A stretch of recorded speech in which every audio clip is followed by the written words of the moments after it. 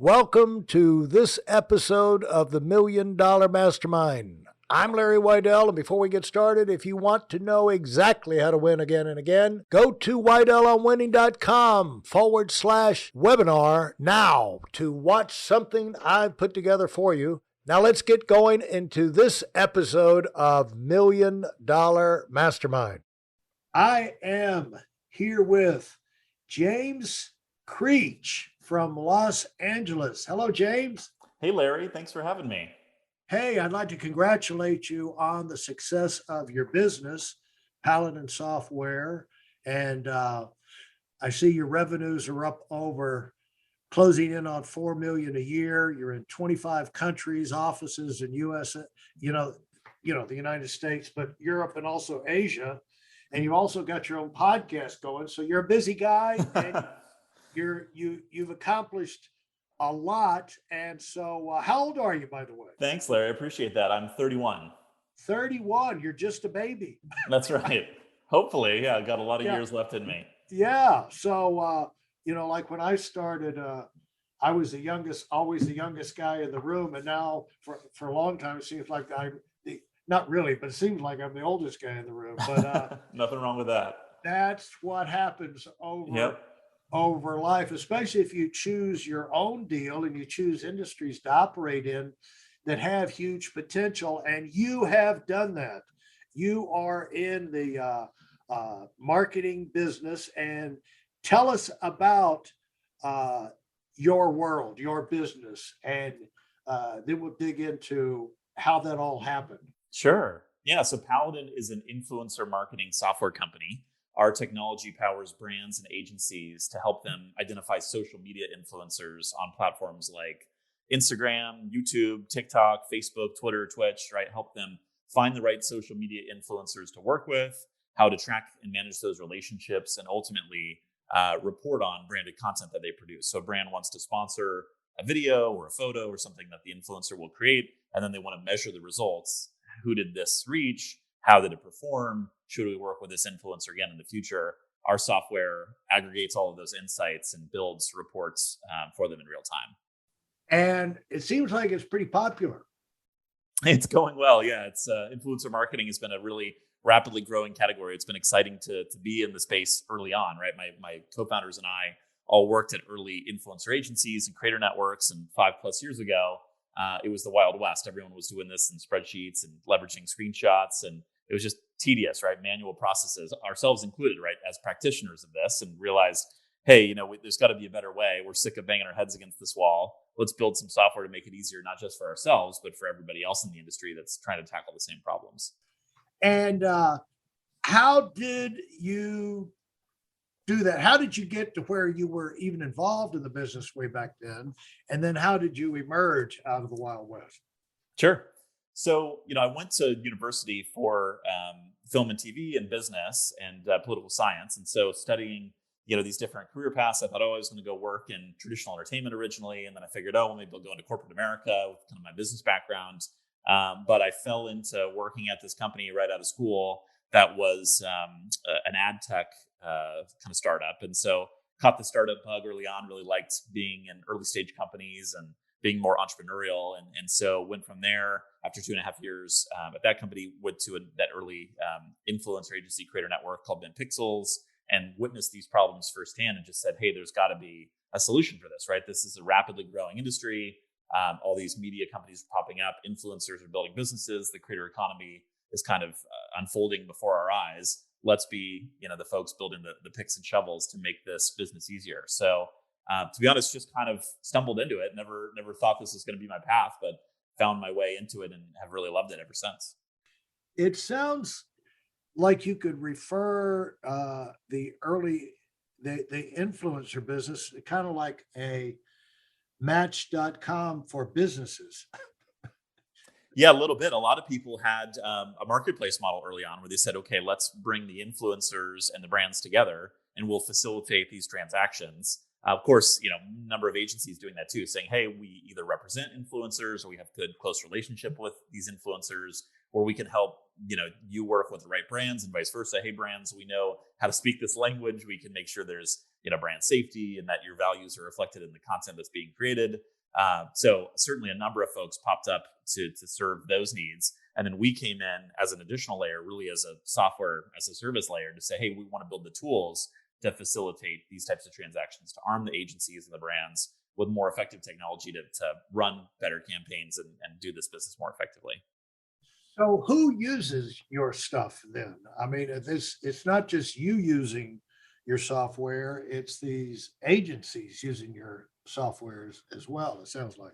Yeah, that's right. So we power customers in a little over 30 countries now across 5 continents, work with a number of brands and agencies, esports teams, talent management companies, everyone from, like a Phase Clan to Viacom to small independent influencer agencies in, the Middle East or Southeast Asia and other emerging markets that you've probably never heard of, right? So it's interesting how this has quickly become a global phenomenon.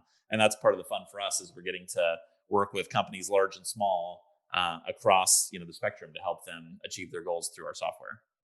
Well, it's always fun to have business and to grow and uh, to have new customers coming in, regardless where they are. But it seems like a, a lot of the business that comes your way. What I like about what you're all about is growth and getting big and helping people grow and get big, which is what I've spent my life working on. And if people don't want to grow, they don't want to get big, they're not going to be coming looking for you, are they? That's right. And their success leads to our success. That's really our philosophy, right? Is how do we, give you tools that fundamentally reimagine the way that you work with these influencers and save you time and help you run more effective, more valuable campaigns. And that's absolutely our philosophy, right? Is like, how do we help our customers be successful? If they're growing, we're growing, right? We want this industry to be growing as a whole. So we want to be a good steward. We want to be an important part of this industry as it continues to mature and making sure that people have access to the resources they need to fuel their growth.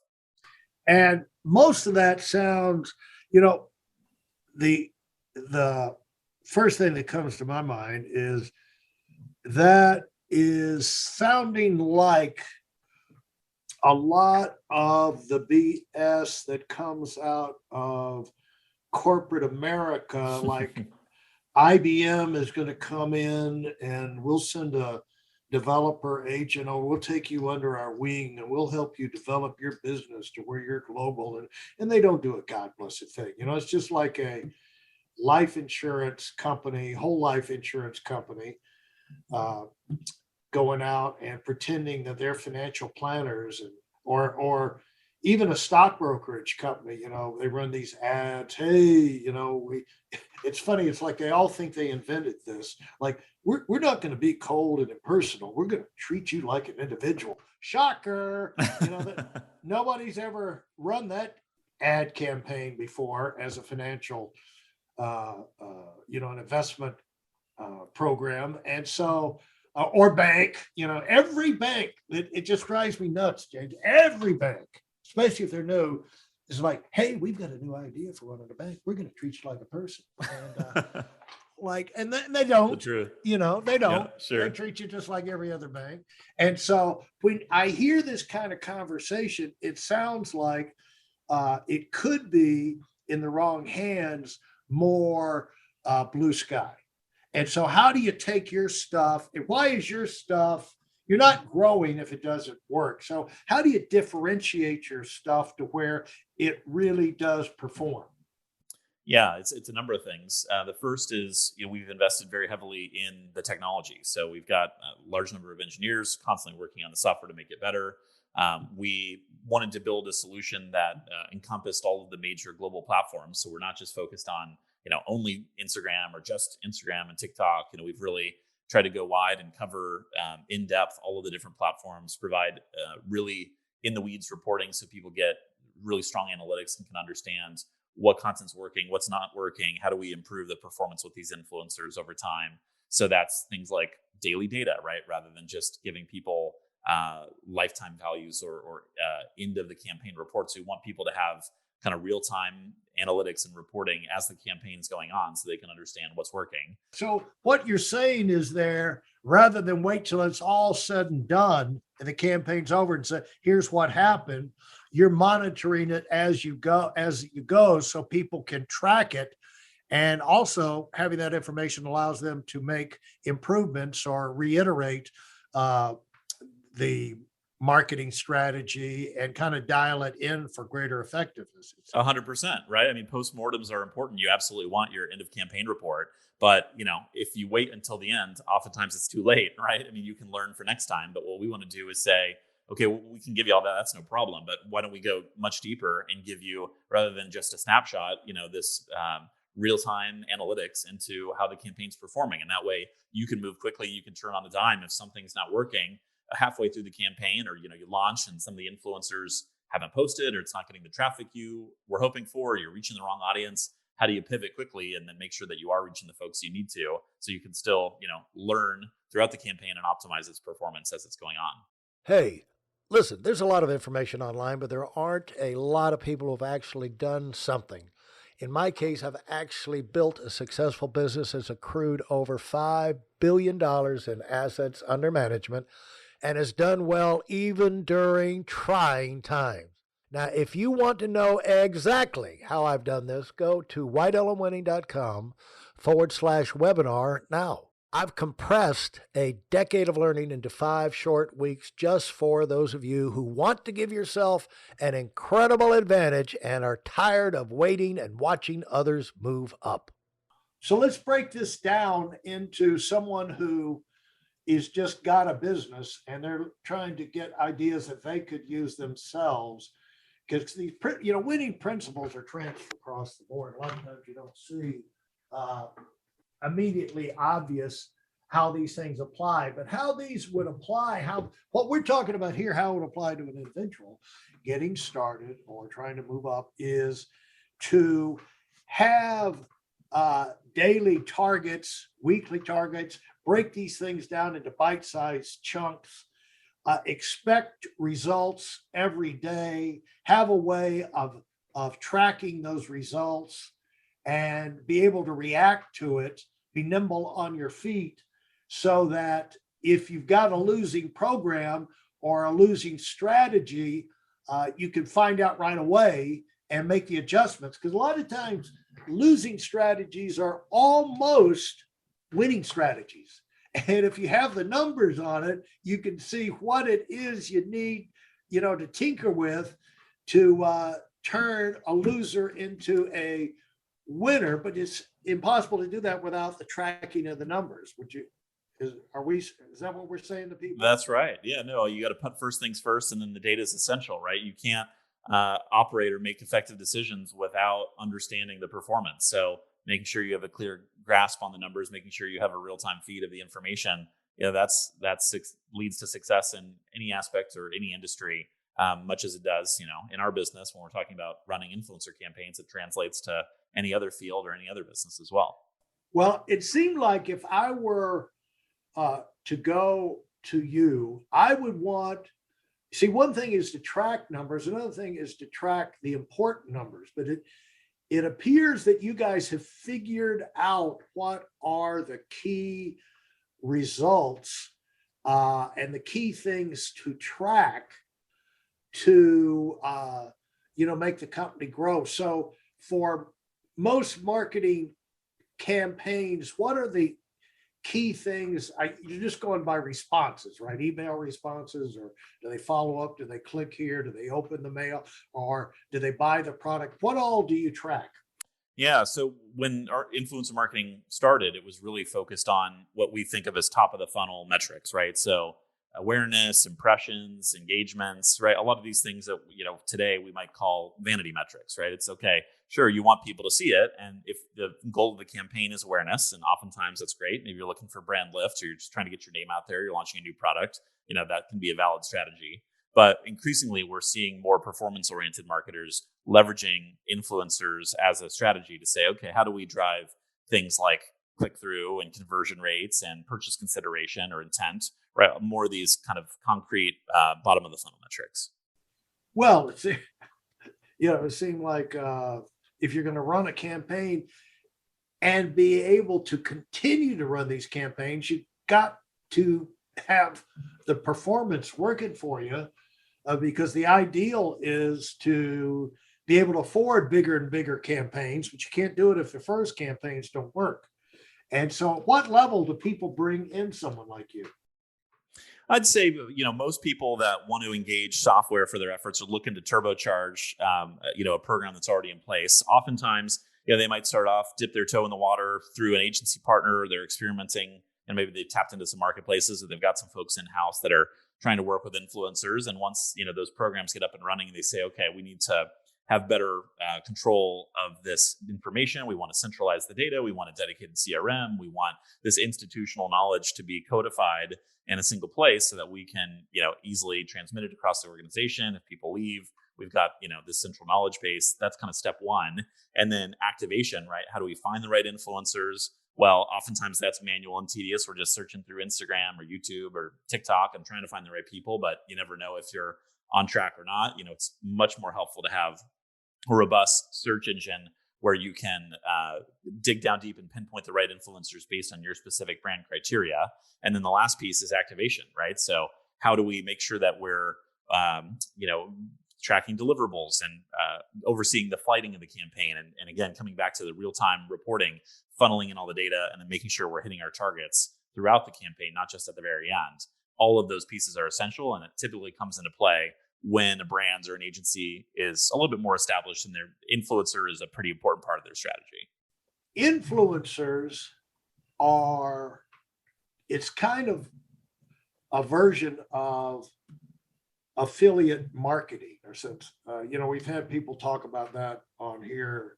When they launched their product, they tapped into the bloggers in their, they sent free samples to the bloggers that were in their niche, and they or they tapped into the affiliate marketing people in their niche. Sure.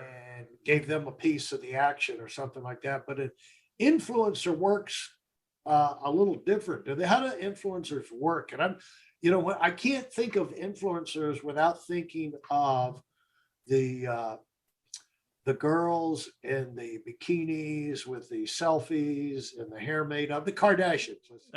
Sure. You know what I'm saying? It's hard to think of influencers other than that type of teeny bopper type, beauty queen, model, actress, airhead, but gorgeous, gorgeous airhead type thing. But a lot of these gorgeous airheads are really not airheads. There's some pretty smart businesses going on underneath the surface. Right. It's funny. Influencer marketing is, it's really nothing new. We've had celebrity endorsements. We've had affiliate marketing models for a long time. The internet, of course, has changed that and supercharged it. And then this passion economy, or this creator economy, is further changing that. So, but we've had, influential people for decades and centuries. They probably would have been called a best-selling author in the past, or certainly blogger, or, a celebrity athlete, musician.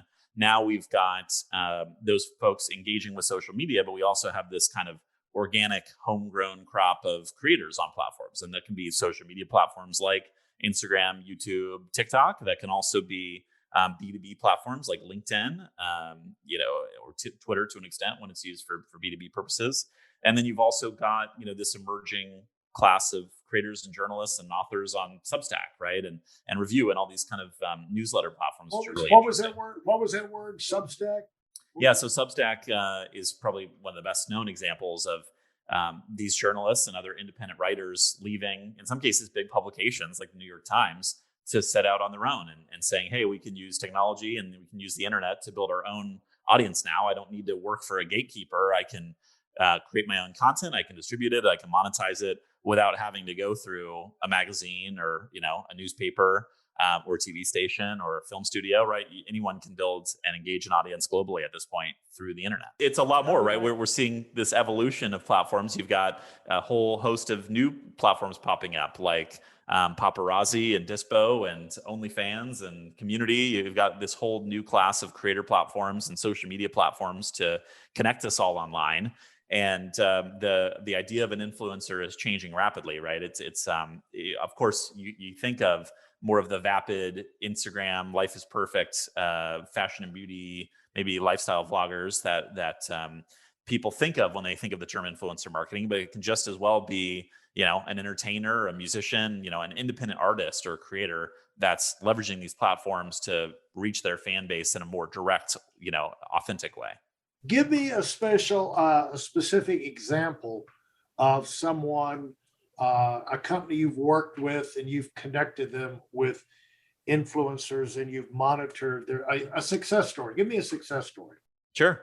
Yeah. So, in many cases, our success stories are influencer marketing agencies that are running these types of campaigns on a daily basis. And so sometimes they will exclusively manage talent where an influencer will come to them and say, hey, I'm really good at creating video content, or I'm a musician, or, I'm a aspiring, sports star. And so I'm really good at building my audience, but, maybe I'm not so good at the business side. I need a manager who can help me monetize my content through ads and subscriptions and merchandise and licensing deals, partnerships, right? All the things that you would think about in kind of this new creator economy and these monetization models. And so these management companies, these agencies, they do this for a living. They say, okay, great, that's our expertise. We're going to supercharge your talent and tap into ways to monetize and activate this fan base.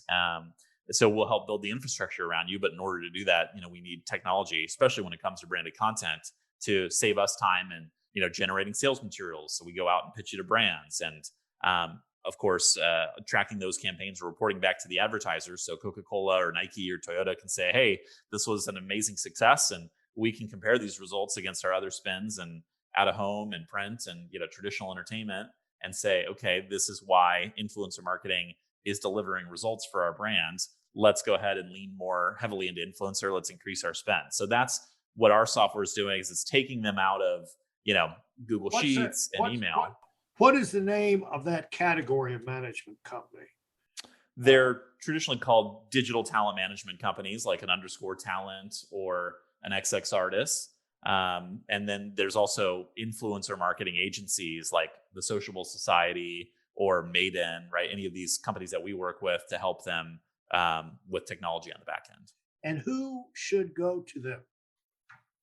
Well, certainly influencers want to work with them because they help magnify their growth and their impact. And then, of course, brands want to engage these talent management firms and these influencer agencies to help, reach the audience that they're looking for and translate their marketing objectives into actual results.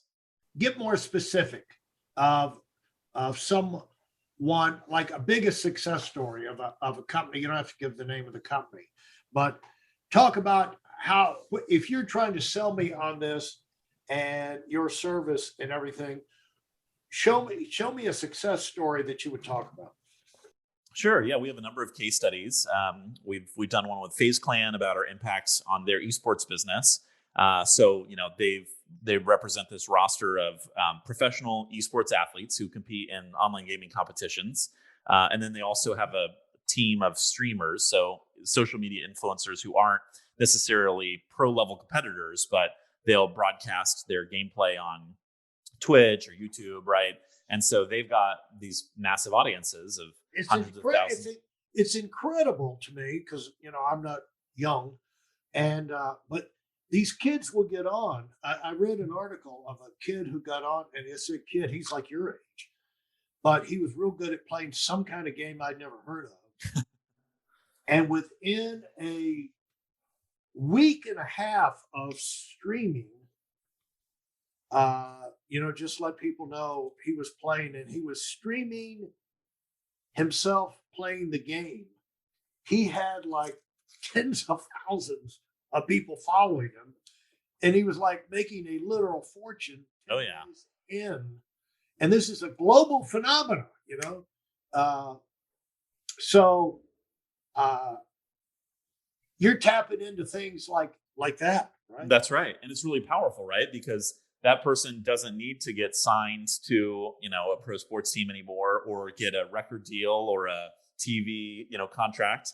He can light up his broadband internet connection and go ahead and start streaming his favorite game on Twitch and build an audience in 10 days, like you said, and, start building his, this individual income stream as a result of these global platforms. Unbelievable. Now, talk to me about the how you evaluate influencers. Is it a matter of followers, or do they have to hit a certain level? If someone was out there listening to this and say, I want to be, I don't want to build a brand, I want to be an influencer. So what level do they have to get up to be taken seriously? Yeah, there are a lot of criteria, and there are different levels of influencers. You've got, traditional celebrities who often have an audience outside of social media, but oftentimes reach pretty significant followers on social platforms as well. Then you've got, the mega influencers who have hundreds of thousands, or in many cases, millions of followers on social platforms. You've kind of got the creator middle class, which tends to be tens of thousands to hundreds of thousands of followers. And then you've got more of the emerging creators. That's micro influencers, which have between 1,000 and 10,000 followers on average. And then nano influencers, which have fewer than 1,000 followers. And of course, this varies by platform, but those are kind of the broad strokes. Okay, micro influencers, nano. Yep, mid-tier, and then the mega influencers who have over 100 million followers in some cases. Yeah, unbelievable. So it's like anything, you grow step by step up the ladder. That's right. But there are people who would go in there and start working with what you call a nano influencer. Yeah, every brand strategy is different. I think what we see as the most successful and impactful influencer campaigns tend to be with that mid-tier and the largest influencers. But that's not to say that, you can't do a successful micro or nano influencer activation strategy. And I'll give you a quick example, right? There's this whole crop of kind of college influencers that have popped up. And so you don't need to have 100,000 followers to be a good ambassador for a brand or to be a well-known figure in your community. At your local college, you could have 1,000, 2,000 people who follow your Instagram posts, and that's pretty influential within that college that a brand might want to target. So that's increasingly become a really interesting marketing phenomenon. Of course, you've got that in other niches, other categories as well, but the college university marketing has leveraged influencers very effectively, and they can certainly be on a smaller scale. Well, thanks so much, James, for sharing that insight into that world that I'm familiar with. And, I'd heard the words, but I hadn't really had the explanations in depth like you've covered. And I appreciate you sharing that with us. Oh, my pleasure. I'm happy we could shed some light on it. If you enjoyed what you've heard and are dead serious about finding out for yourself exactly how this works in the real world, I've taken the most valuable business lessons I've learned over 40 years and put them into something for you to watch. Go to whiteelementing.com/webinar now in order to move up as fast as possible. I'm Larry Weidel, and I run the $1 Million Mastermind. Go, go, go.